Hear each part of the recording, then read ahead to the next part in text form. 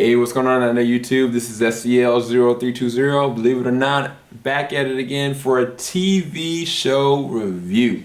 So I have been so anticipating this show, I can't even express it to y'all. Like back when, I think there was a leak where Gotham and Flash had come out, and I was like so anticipated. Like, man, I get to see Gotham, yay! I did not get to see Gotham at all. And so without further ado, tonight at 8 o'clock on Fox, every Monday night from this point on, fall has started. Gotham is out. The origin story of the Caped Crusader, the Dark Knight, Batman himself, the origin story of Jim or James Gordon, so many other Batman affiliated characters.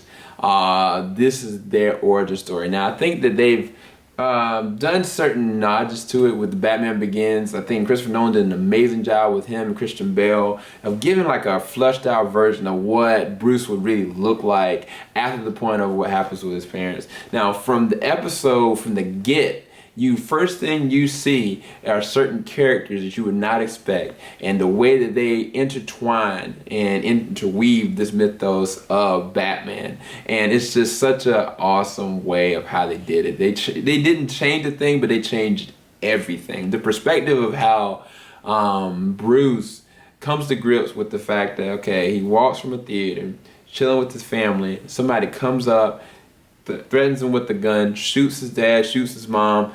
How he emotes with that. The actor that did it, he did such an amazing job of showing like how devastating that it made him.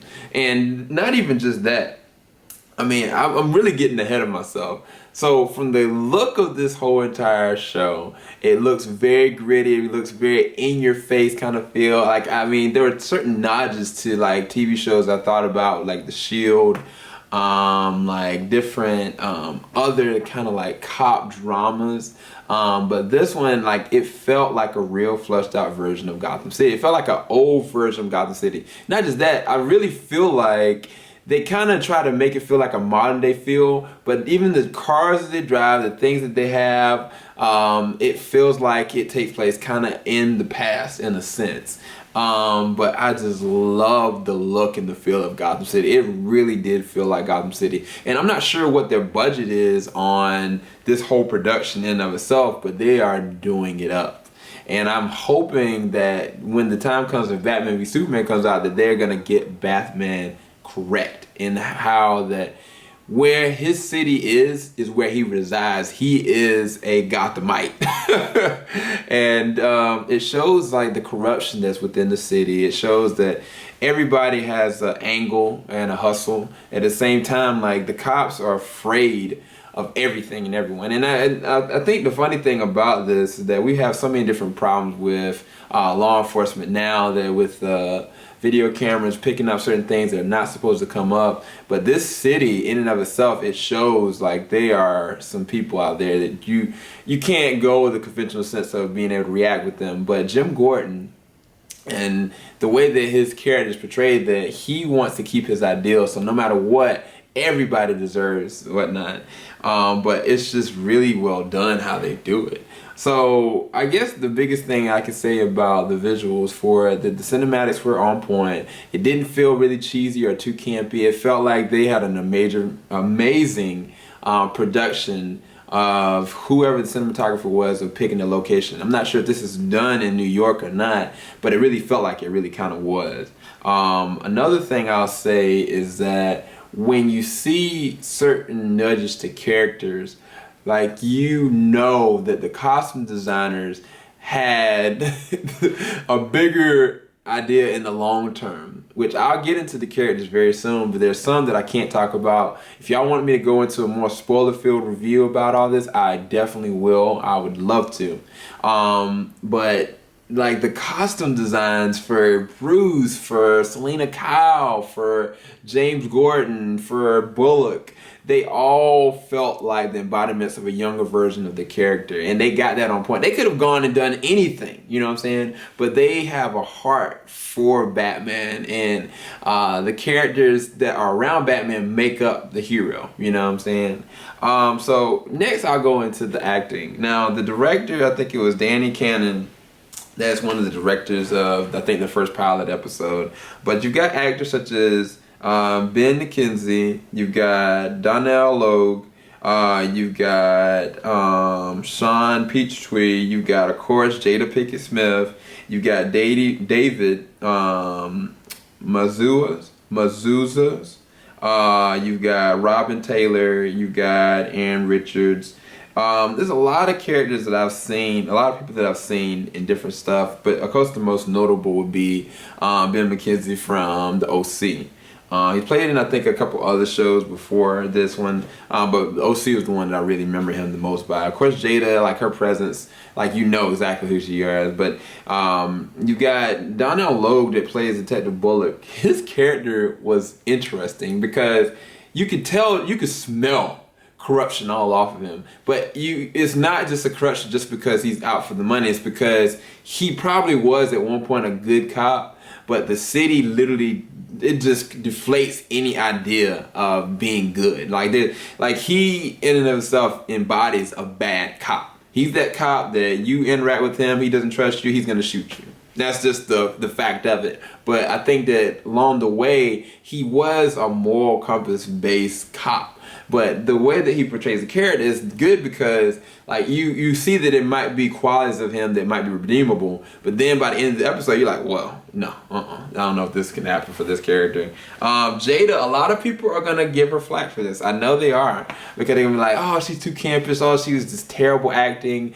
I think that the character of Fish Mooney, how she's trying to play the character, I think that she's gonna bring something totally different to this role, because I was kind of like looking at her, and she, of course, she's very attractive woman. I think she's in her 40s, I think like 43, but she had a very good viciousness about her eye, and it seems like every person that's going to be connected with her, she's going to have a role in pushing them into a deeper portion. Now, one example I will say is Robin Taylor's character, Oswald Cobblepot, who's going to be the Penguin. They're already picking at him, and he is literally the protege of Fish Mooney, which is Jada Pinkett's character. And the way that his character interacts with her, you can tell that they have a really deep interaction, but you can tell there's something seriously psychologically wrong with both of them, but more so him. And how he plays off the role is so interesting. I think that he's going to be the main villain of this show so far, just because he's been with her the longest, and she's got corruption written all over her, and she has an agenda that transcends everything. I think that she's going to probably be the white shark, if I'm not mistaken. I think that's where she's going to end up going with, because I don't see her, she's working under Carmine Falcone, and when he shows up, oh my gosh, it was serious.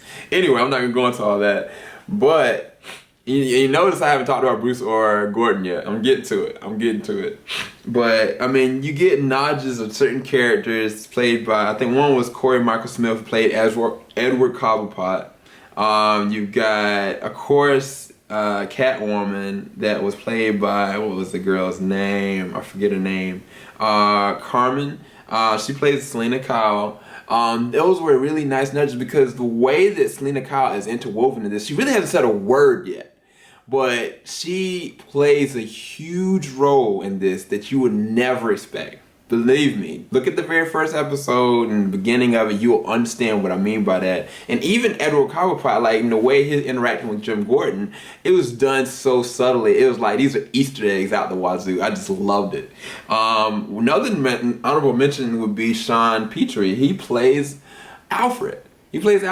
And he doesn't play the normal Alfred that we're used to, the fun and loving Alfred. Like, this dude seems like he might be military grade, which Alfred was. He seems like a bit of a jerk, which Alfred at times can be. And it seems like he's already developing this boy's psyche of preparing him to be able to keep going. I mean, after everything happened, like, you could just kind of tell, like, dang, you're harsh, man.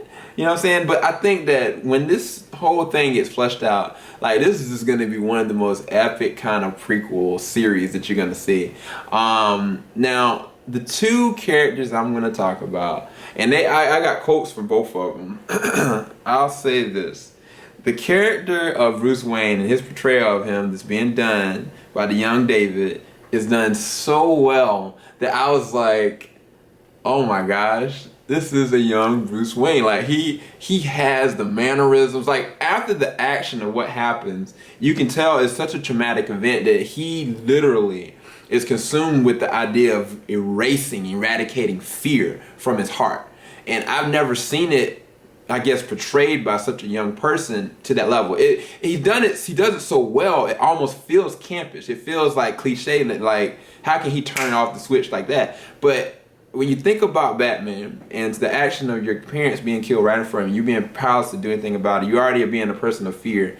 Of course, you're going to want to do the antithesis of that, is become fear and become the thing that you love to hate. You know what I'm saying? And it's just so poetic how he goes from that level to being like, by the time the end of the show, there's a conversation with him and Jim Gordon where Jim Gordon is asking him like, look, like, what do you want me to do about what happened to your parents? Like, I don't even know if I can do anything about it. And just the respect that he has for him. Like, even like Alfred looks at this young man like, okay, he's gonna be something that is a force to be reckoned with. And it just carries it. It carries it in his presence. I've never seen like a young person carry the mantle of Bruce Wayne like that. You know what I'm saying? We've only seen it like small nudges of it with Christian Bale's performance, and not even the Christian Bale, but really the younger version of him. Now, Jim Gordon. He... Ben McKenzie, you're the freaking man, because you go and you embody everything that Jim Gordon represents, which is truth, which is justice, but at the same time, you take nothing from no one. You're not afraid of anyone, and he's not. Like, he's got an edge to him. Now, the thing is that he's got such an edge that it might seem over the top, but when you think about the things that this man is really going through, like, and when I started hearing like him talking to his backstory to Bruce one point, he was bringing up to his attention about like what happened to him and the tragedy that happened in his life. He made a quote. He had said, however dark and scary the world might be right now, there will be light. There will be light, Bruce. And this is James Gordon. I was like, what did he just, like, that was so, it was so one-liner, and people are going to take it as cliche, but I take it to heart value that these things this man is talking to him about are ideals that are going to push this young man and the fear aspect that he has driven on him to the perfect direction of the perfect hero that we all love, you know what I'm saying?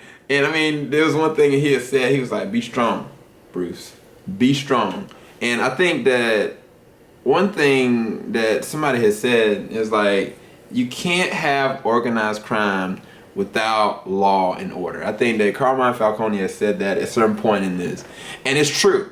Like, the way that this world is made up and Jim Gordon put in the mix of it, like, he has no idea really what he's prepared for, but he is exactly what they need, because he is not somebody that's just really just gonna back down. Even though by the end of this episode, it seems like he is set in line to get killed. You know what I'm saying? If any of y'all look at the animated series or the animated movie, Batman Year One, some of the stuff that he's going through in that is nothing compared to the stuff that the Jim is about to overtake and that he's about to deal with. You know what I'm saying? Those are just kind of glimpses of it. But if you look at that, that's really good as well. Year One is awesome. If you have never known about the Batman origin story, definitely Year One would be a really good way to start. But yeah, oh my gosh, like, Ben McKenzie, he has that edge to him, and I think that only thing that's stopping him is the mustache. I think, and once he gets the mustache, that's it. The other thing that I'm thinking about is that I don't know how they're gonna evolve this unless they have 2-year gaps per season. They're gonna make another season. I promise you that. I promise you. I promise you they're going to have another season.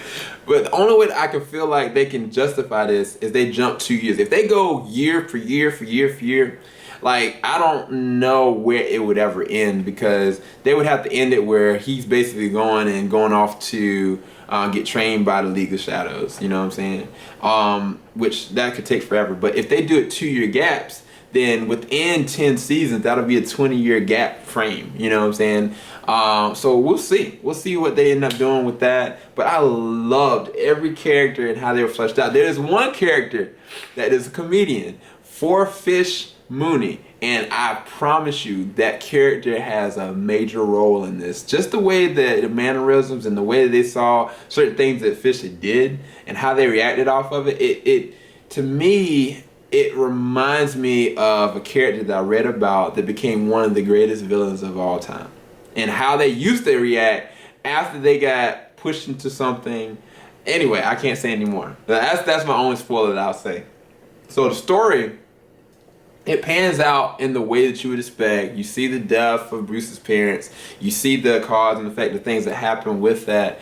But what you don't see is everything beyond that. It's just the characters. Like, there's so many freaking characters. I mean, there was nods to Poison Ivy. There was nods to the Riddler. There was nods to Bane. There was nods to freaking everybody. I can't tell you one character that I couldn't think of like there was a nod to.